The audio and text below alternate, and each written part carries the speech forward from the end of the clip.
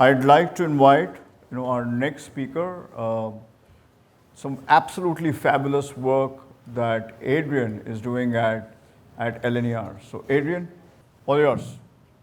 Hello everyone. Thanks for having me today. So for those who don't know, LNER is a train company. In the UK, we operate on the East Coast Main Line, so we connect the capital with Scotland.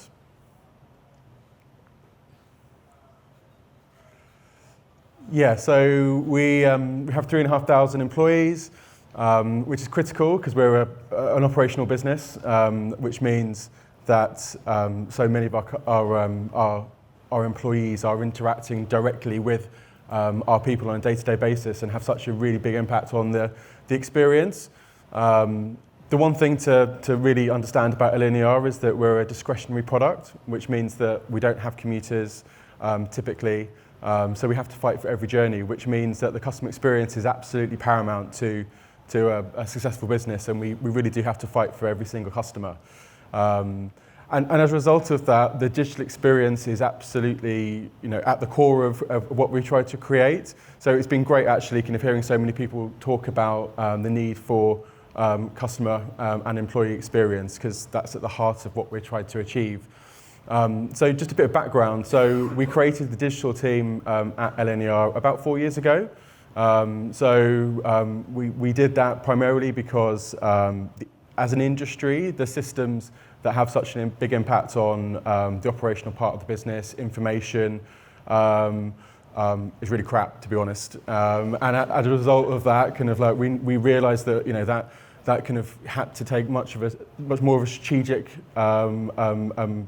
direction within the business, and IT do a fantastic job of keeping the lights on, but actually, we really need to have a much further strategic approach, thinking 5 years out, 10 years out, and really thinking about how we can change our business to be able to deliver the change that our customers were telling us they absolutely needed. Hence the kind of creation of the digital team. So the main focus was really focused on the customer experience, and again that was about kind of 4.5 years ago. And over that kind of period of time, we've radically transformed the digital products that our customers use on a day-to-day basis, and really focused around getting them the right information they need, and thinking about the customer experience across the whole end-to-end journey. So from them realizing that they need to make a journey, right through to all the way through to the journey stages and to post-travel.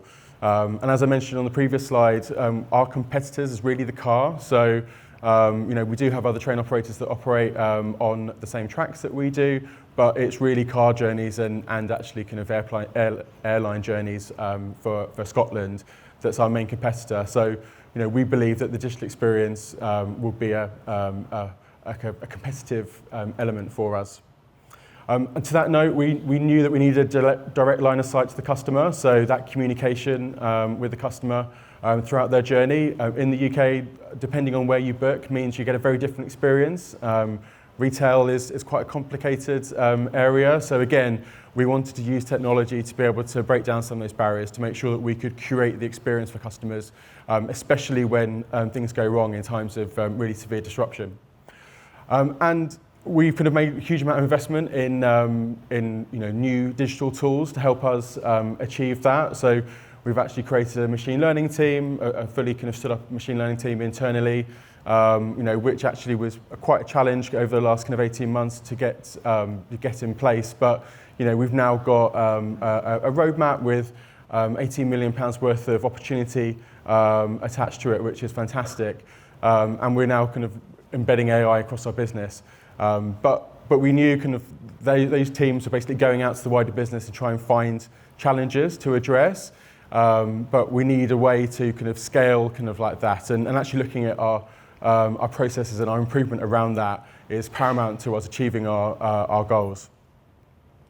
And then looking at some of the challenges. So we're a legacy business, so we've been around for a really, really long time.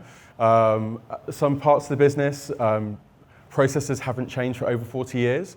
Some people are horrified about that. Some people are really proud about that. So So basically, we're kind of working with our colleagues to improve. And I've been thinking about exercise. The more you do it, the better you get at it.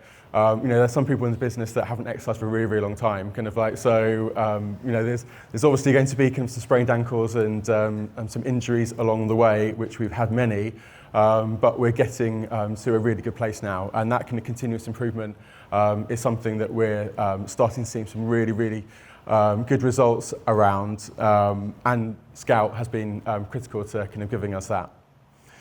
There's also a lack of process documentation as well, which in a operational safety critical business, that's a real challenge. So again, Scout can really help us to kind of build up that, and it means that when people leave, they're not coming in and creating a process from scratch. Actually that process is optimized, so removing that efficiency right from day one.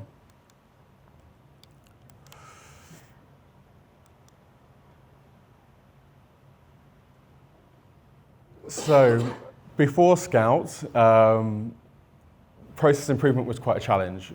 So no disrespect to any consultancies, but typically it would involve going to a consultancy, bringing them in, focusing on a department where we knew we had a problem. That was typically an expensive exercise. It's very disruptive. You would take a team out of their normal day-to-day, often in workshops for many, many hours, and it would take a really long time to get to value. That was absolutely fine, when we knew we had a real challenge. But back to this continuous improvement, it's a very inefficient and unscalable way to try and get to value. And also, it wasn't really focused on the kind of challenges those teams were having on a very human level. It was more focused around the technology and the kind of solutions that we were looking to change. It was a challenge. It was something that was seen as a necessary evil for the business. And then we started working with Soroco about 18 months ago now, and really kind of that Scout, when we were kind of like understanding kind of what the technology does and how actually it democratizes kind of that process. It was fantastic to see actually kind of the outputs of what it would give us. So a real methodology kind of like to how we get to that process. Very collaborative with the process owners within those teams, and actually it gave us very visual outputs so we could see those processes mapped, and most importantly actually kind of like where the value was. So what could be automated, what could be standardized. What was the value of that automation, therefore, where are we going to prioritize and what we need to tackle first. And that kind of scalable element that kind of was missing beforehand absolutely is there now. So our journey had to start somewhere, and we kind of started in the finance and people services team, where actually that team were really kind of open to kind of using Scout and kind of seeing the outputs. And just to give you some examples, so there was one process the team leader created in Excel, which took her 45 minutes to do once a month, but the rest of her team, it would typically take them between 4 and 5 hours, which she had no idea about. And Scout was fantastic at highlighting that, and then obviously enabled us to work collaboratively as a team to kind of redesign that. And again, in the people services team, there's a huge amount of manual repetitive tasks that were happening on a daily basis. There was a huge amount of people actually that were off on long-term sick, which is a real challenge. So that employee experience was absolutely key to improving.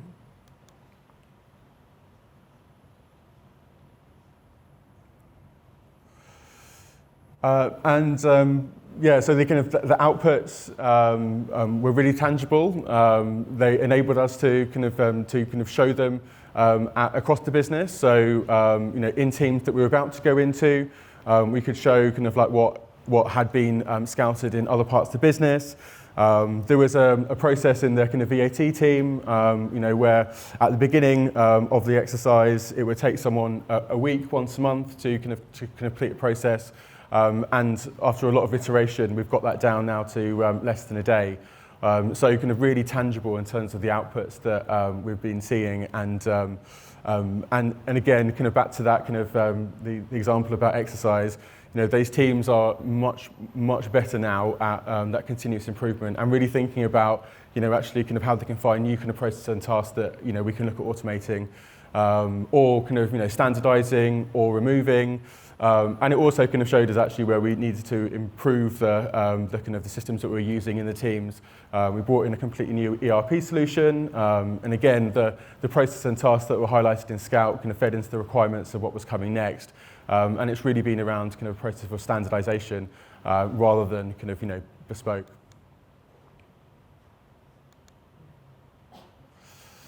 So I'd say that gave us kind of a lot of confidence to create a kind of program of work that was focused around automation. And as a result of that, we've been able to create that program, hire kind of resource, and really kind of move across the whole of the business, so across all of HQ. So we started in the people and finance team. We're now kind of going through safety and ops, commercial, the whole business. And just to kind of talk about kind of what we're kind of currently doing at the moment, a live example. So the kind of safety and the ops team, they're like air traffic control, but for on the East Coast. So it's the day-to-day kind of running of the railway. The processes that kind of exist in that team kind of have existed for a really long time for a very good reason.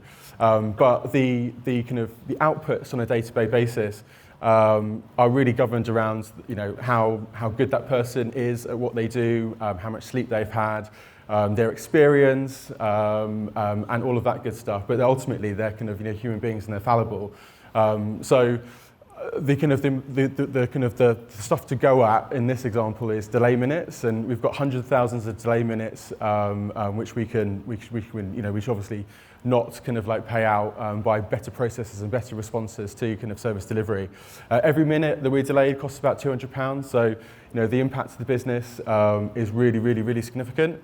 And we're starting to use Scout now to kind of look at on a daily basis, an operational basis, actually how can we improve those processes? How can we look at standardization?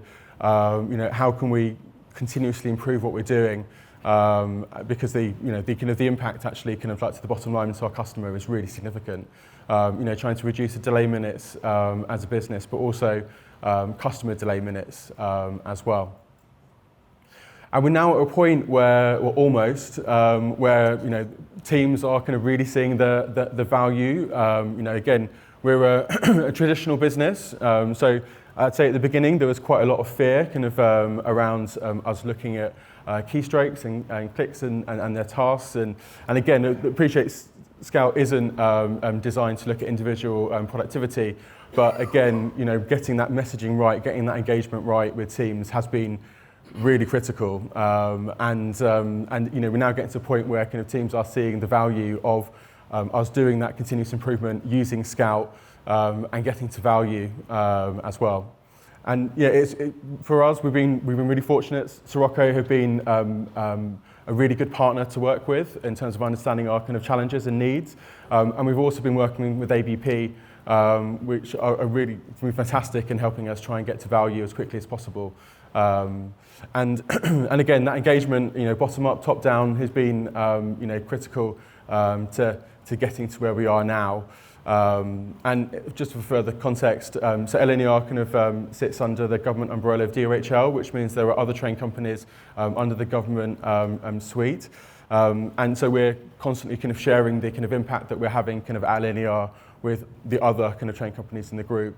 So we're making sure that we're kind of sharing lessons learned, and obviously looking at how we can adopt that, not just at LNER, but in other train companies within that group as well. Thank you.